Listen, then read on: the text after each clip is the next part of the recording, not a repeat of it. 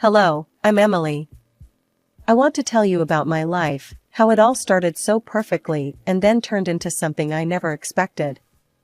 I married Tom, a laid-back guy who ran a small Italian restaurant that his father left him. We lived in a cozy house that my grandma left me when she passed away. It was in this house we started our little family with our son, Jack. In the early days, Tom and I would sit on our back porch after Jack had gone to bed, talking about everything we wanted to do. "We'll save up, buy a big house, maybe have another kid," Tom would say, always with a beer in his hand. "Yeah, and Jack's going to have the best education we can afford. Maybe he'll go to college without needing to worry about student loans," I'd add, thinking about how my own student loans had been a burden for years. Things were good, simple, and happy. But as years passed, while I climbed up the ladder at work, Tom seemed content with just getting by with the restaurant. It didn't grow, it just stayed the same, cozy, but barely making enough. One evening, while we were cleaning up after dinner, I tried to talk to him about it. "Tom, have you thought about maybe expanding the menu or doing some renovations to attract more customers?" Tom shrugged, scrubbing a plate a bit too hard. Why fix what isn't broken? We're doing fine." "But we could be doing better, Tom. Don't you want to grow the business?" I pressed, drying my hands on a towel. Tom set the plate down with a clatter, frustration clear on his face. "Why are you always pushing? Can't you just be happy with what we have? I'm tired of you always wanting more." His words stung, but I let it go for the moment. However, it wasn't just the restaurant that was the problem. As I became the main breadwinner, the tension grew. Tom spent more days at the restaurant, not really working, just escaping the house, and often he'd end up at his mother Susan's place when we argued. One particularly rough day, I decided to confront him about his frequent escapes to his mom's. "You ran off to your mom's again last night? Tom, when you're there, who do you think handles everything here?" He rolled his eyes, tossing his keys on the table. "Oh, come off it, Em. Mom understands me. Plus, she doesn't nag me about money or working more." That hurt, especially since I had been the one covering for his lack of income, even sending $700 to Susan every month to help her out. It was getting harder to keep up with all the bills and expenses. Later that week, I was on the phone with Susan, trying to explain the situation. "Susan, I'm doing what I can, but Tom needs to step up. We're struggling here." Instead of understanding, Susan lashed out. "Emily, you're his wife. It's your job to support him, not push him around. You're always after my boy to change. Can't you see you're the problem?" Her words were harsh, and I felt a wave of anger wash over me. "I am supporting him, Susan. More than you know. I send you money every month, remember? How can you call me the problem? You're a gold digger, that's what you are, always counting every penny," she shot back, before hanging up. As the night fell, I watched Tom retreat to the couch, beer in hand, lost in his phone, while I put Jack to bed, the weight of my conversation with his mother heavy on my shoulders. Life at home got tougher when Tom's restaurant hit rock bottom. He had to let go of his staff one by one, till it was just him tossing pizzas in a quiet corner of town. Soon, even the pizza didn't pull enough folks in to keep the lights on. The day he shut down for good, he came home looking defeated but with an edge of defiance in his eyes. "You know, Em, this isn't the end. It's just a bump," he said, trying to keep his voice steady as he took off his apron for the last time. I was sitting at the kitchen table, bills spread out like a deck of bad cards.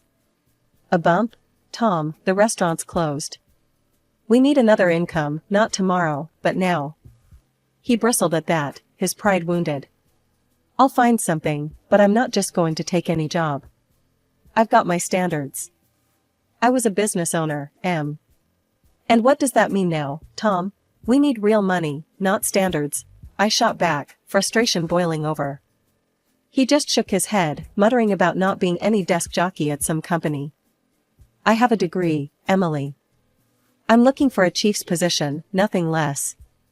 I couldn't believe his audacity.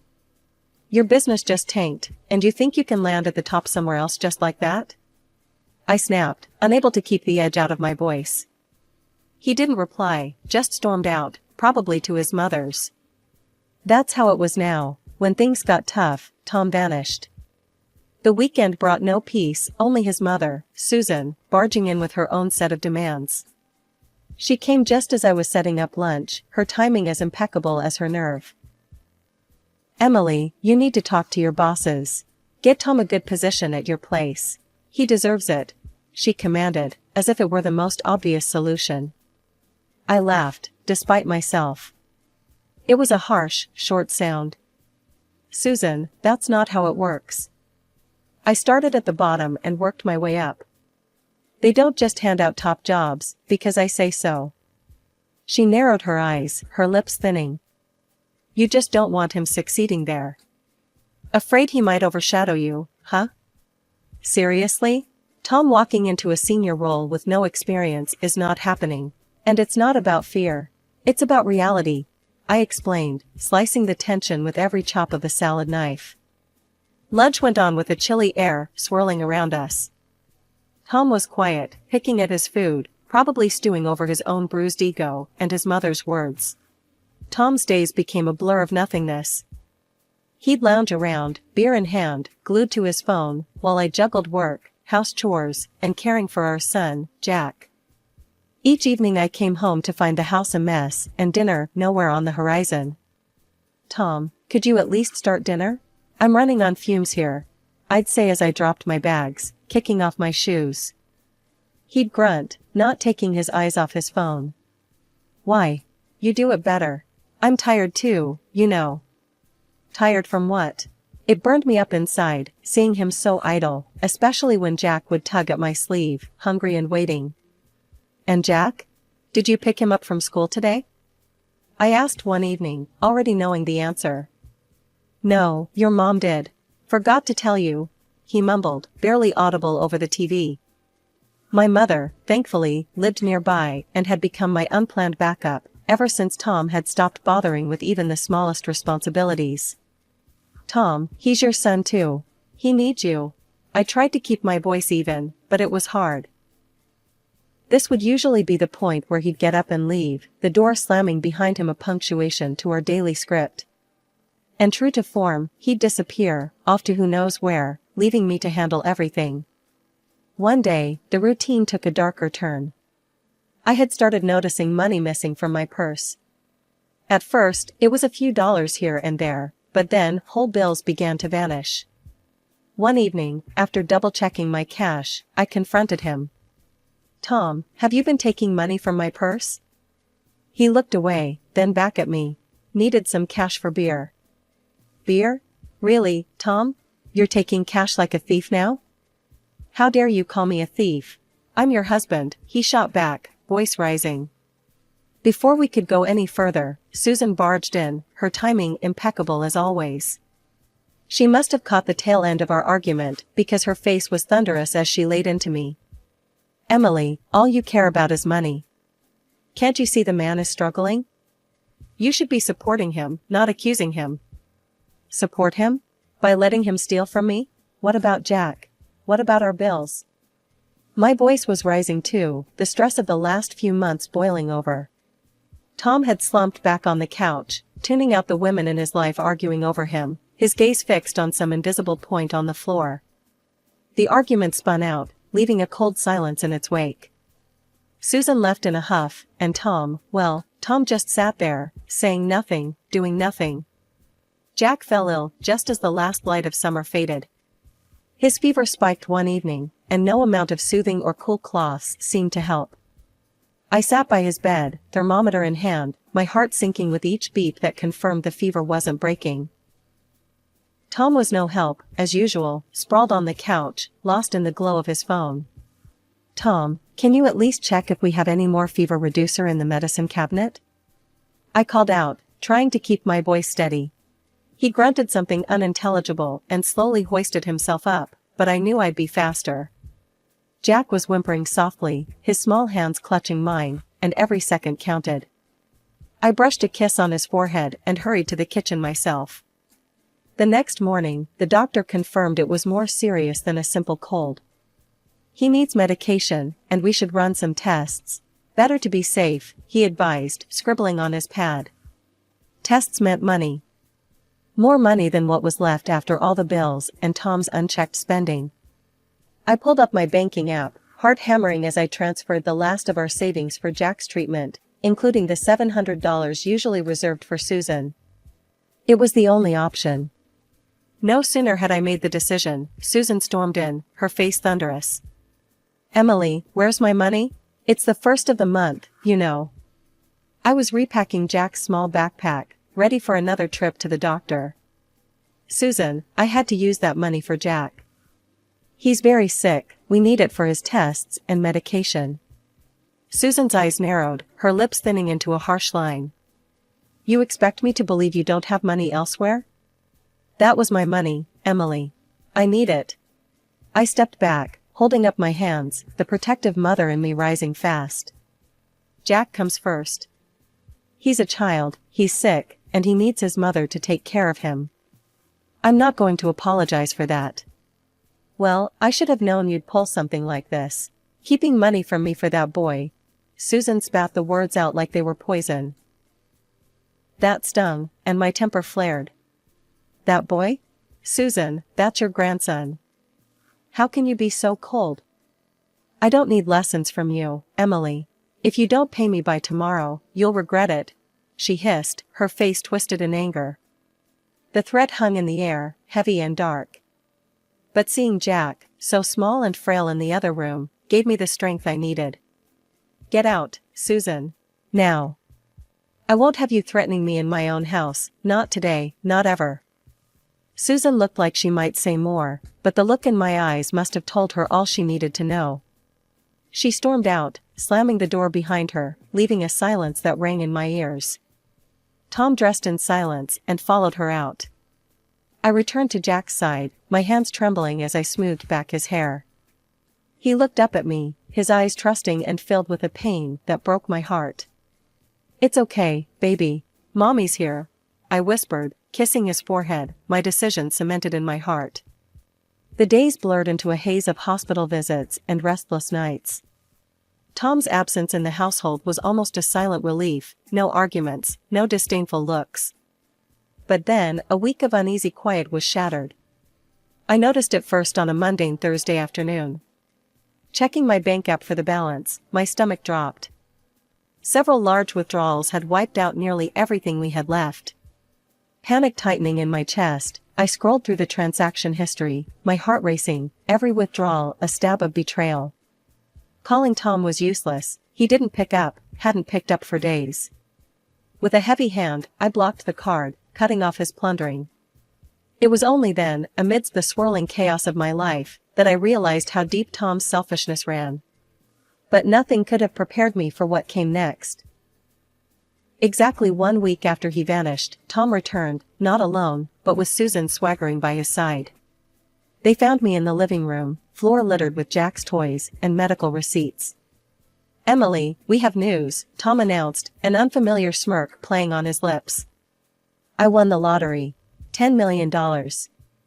And before you ask, no, you won't see a dime of it. I'm filing for divorce. The room spun.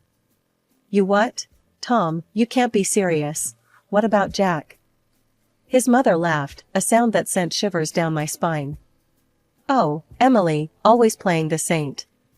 You've underestimated my son all these years. Now he's rich, and you're nothing. He'll find someone better, younger. Tom nodded, picking up a duffel bag by the door. Yeah, I'm moving out. To live with Mom. You'll manage on your own, won't you? You were so good at it. Susan put her arm around him, leading him to the door. Let's leave the gold digger to her mess. We have better places to be. As the door slammed shut, the finality of the situation crashed down on me. Betrayal, abandonment, theft, Tom had left me with nothing but challenges and heartache. But as the initial shock waned, a fiery resolve began to build within me. They thought they could crush me, leave me broken and destitute? No, I wouldn't let this stand. I called my lawyer, my voice firm. Tom used our money to buy that ticket.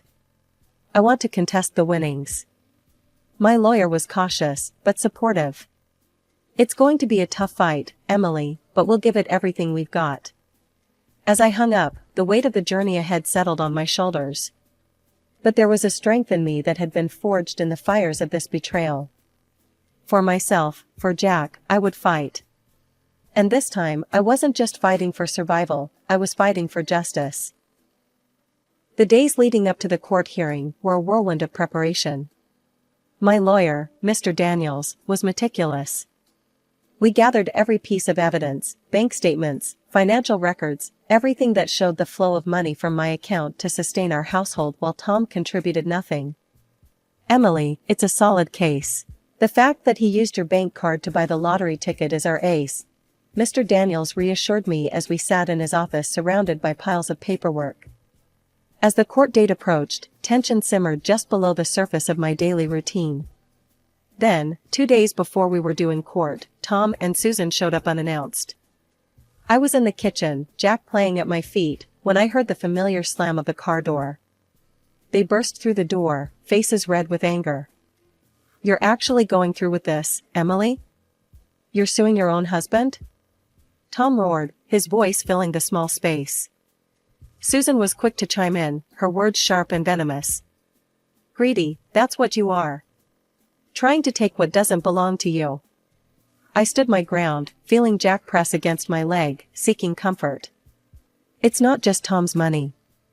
He bought the ticket with our funds that I provided because he couldn't. You just can't stand to see me happy, can you? Always need to be in control, Emily." Tom's face was twisted in a sneer. "It's not about control, Tom. It's about what's fair. You walked out, remember? You and your mother laughed at me, said I'd be left with nothing." My voice was steady, fueled by the flicker of anger that had been ignited by their accusations. The shouting match could have escalated, but I wasn't about to let that happen in front of Jack. "You need to leave. Now. We'll settle this in court," I said firmly. Their departure was loud and messy, but the house felt cleaner even after they left. I hugged Jack close, whispering assurances that everything would be all right. In the courtroom, the air was thick with tension. Tom sat across from us, his lawyer whispering in his ear, while Susan glared daggers in my direction. When Mr. Daniels presented the bank statements and financial records, I felt a small victory each time Tom's lawyer faltered in response. The judge listened intently, his gaze often lingering on Tom as the evidence of his financial dependency on me was laid bare. The purchase of the lottery ticket with funds from a joint account, effectively making it a marital asset, is central to this case, Mr. Daniels argued convincingly. Tom tried to argue his case, his voice booming in the quiet of the courtroom. "I was the one who bought the ticket. It was my decision, my luck. But not your money, Mr. Thompson. And luck, unfortunately for you, does not override the law," the judge replied, his tone indicating his impatience with Tom's interruptions. After hours of back and forth, the judge delivered the verdict. "Considering the evidence presented, it is clear that Mr. Thompson was financially dependent on Mrs. Thompson during the period of the ticket purchase. The ticket, therefore, is considered a marital asset. I award 3/4 of the lottery winnings to Mrs. Thompson and 1/4 to Mr. Thompson." Tom's face went white, Susan looked like she might faint. They were stunned, disbelief etched across their features. A few months after the court decision, life settled into a new, calmer rhythm. The divorce papers came through, officially ending what had become a draining chapter in my life. It was time to focus on the future, a future that now seemed a lot brighter thanks to the court's decision. I had heard countless stories of lottery winners who blew through their fortunes with nothing to show for it. Determined not to fall into that trap, I reached out to an old college friend, Mike, who had made a name for himself in the world of investment. "Mike, I need some advice on how to handle this situation wisely. I don't want to end up another cautionary tale," I confessed over coffee one brisk morning. He nodded, understanding the gravity of the situation. "Emily, it's smart of you to think this way. Let's look at some stable investments that can offer you growth and security." We pored over charts and projections, discussing various companies that showed potential. Mike's expertise was invaluable, and by the end of our meeting, I felt confident about where to invest. I think a mix of tech and renewable energy stocks would be a solid choice for part of the funds. And putting a chunk into a savings account for Jack's education sounds perfect, Mike suggested, marking some options on his tablet. Meanwhile, Tom and Susan's handling of their share was the talk of the town.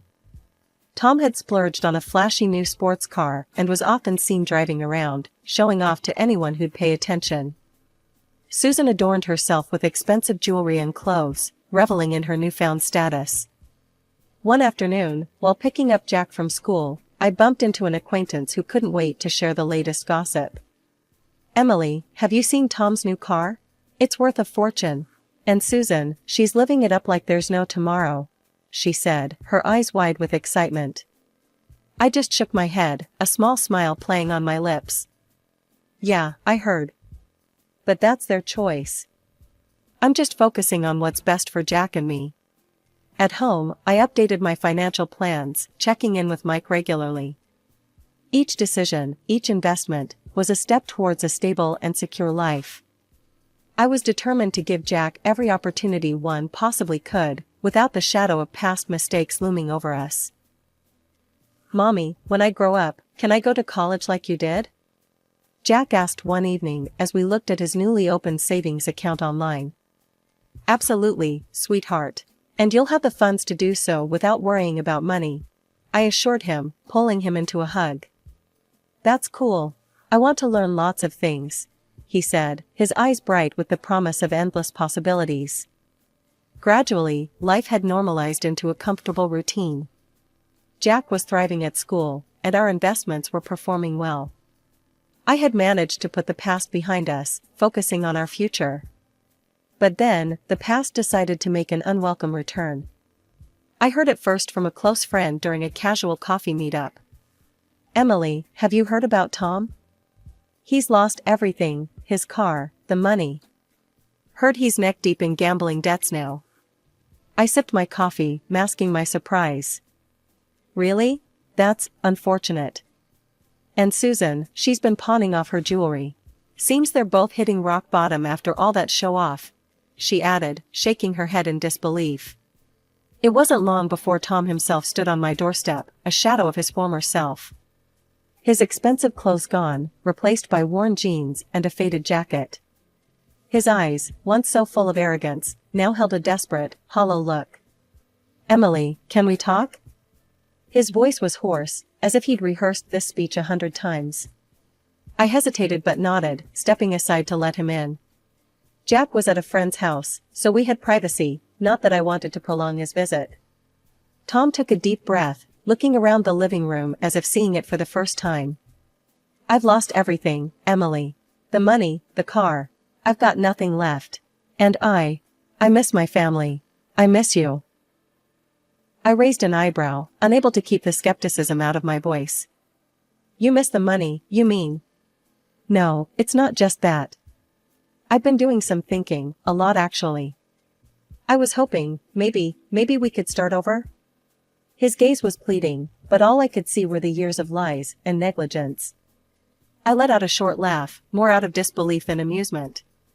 "Start over? After everything you put us through? You walk out, call me a gold digger, waste your fortune, and now you want to come back like nothing happened?" He shuffled his feet, looking anywhere but at me. "I know I messed up, Emily. I really do. But I'm willing to change, to be better. Tom, you walked out when you thought you didn't need us anymore. You showed your true colors. Now, you're just sorry because you're broke and alone," I said, my voice firm. He looked deflated, the reality of my words hitting him hard. "So, that's it then? There's no chance?" "Tom, I forgave you a long time ago for my peace, not so you could come back whenever you hit rock bottom. Jack and we're doing great, and I intend to keep it that way." With a heavy sigh, he turned and left, his shoulders slumped in defeat. I watched him go, feeling a chapter firmly closing behind him. As I picked up Jack later that day, his laughter filling the car, I knew beyond a doubt that no amount of lottery fortune could ever compare to the wealth we had in each other. Our journey hadn't been easy, but it was ours, and it was filled with real, priceless love.